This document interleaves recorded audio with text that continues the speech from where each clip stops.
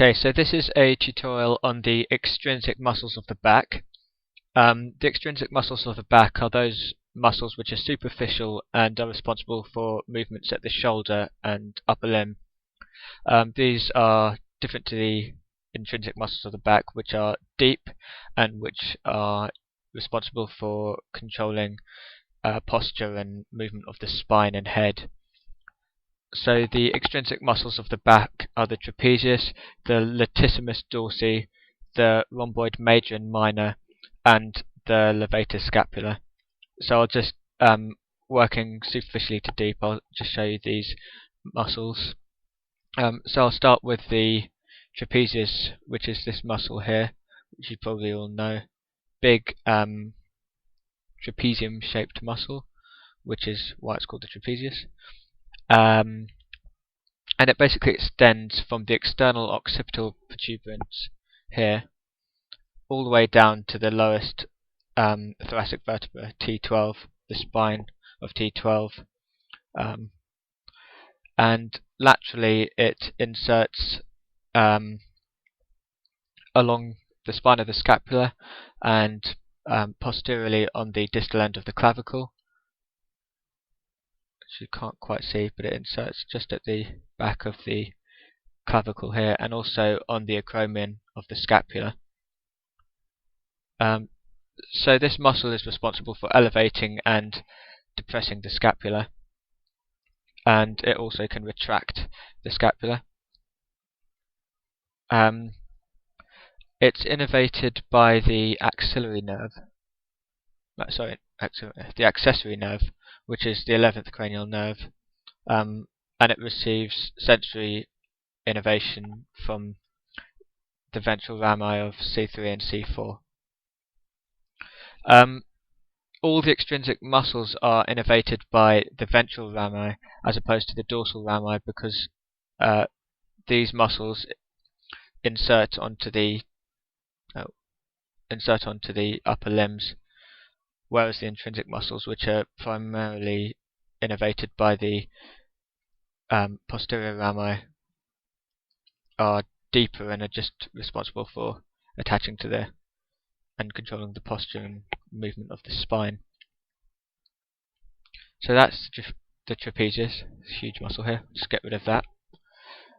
The next muscle is the latissimus dorsi, and it's called that because in Latin latissimus means the broadest, and dorsi means back, so it's basically the broadest muscle of the back.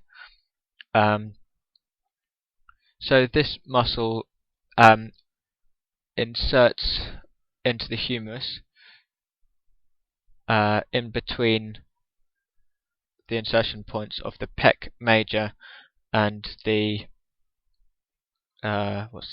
teres major, and for that reason it's often referred to as the lady between two majors.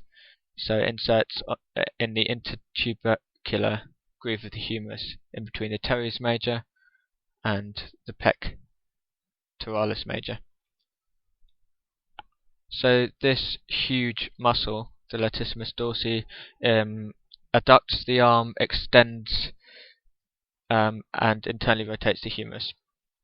It's innervated by spinal nerves C6, 7 and 8.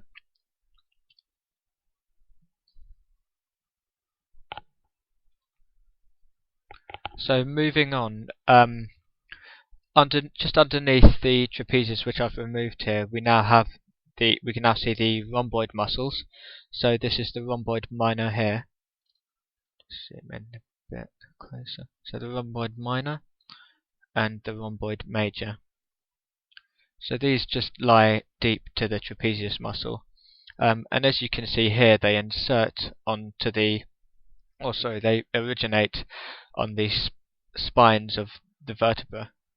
So the rhomboid minor here originates on the spine of C7 and T1 and inserts onto the medial border of the scapula, and the rhomboid major originates on the spinous processes of T2 to T5 and inserts medially on the scapula. So these muscles basically keep the scapula pressed against the thoracic wall and they can retract the scapula when the trapezius is contracted. So they act as antagonists to the trapezius muscle. They're both innervated by the dorsal scapular nerve, which come off C3, spinal nerve C3 and C4. So these are the rhomboids.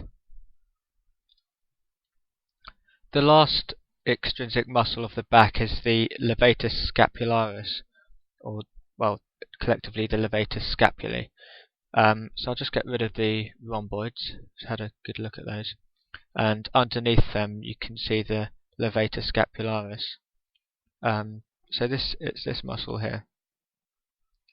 And as you can tell by the name, this muscle elevates the scapula. So levator is Latin, I guess, for lifter or something like that. So it elevates the scapula. So we can see just at its origin, it's covered by this muscle here, the sternocleidomastoid, and the splenius capitis. Oops.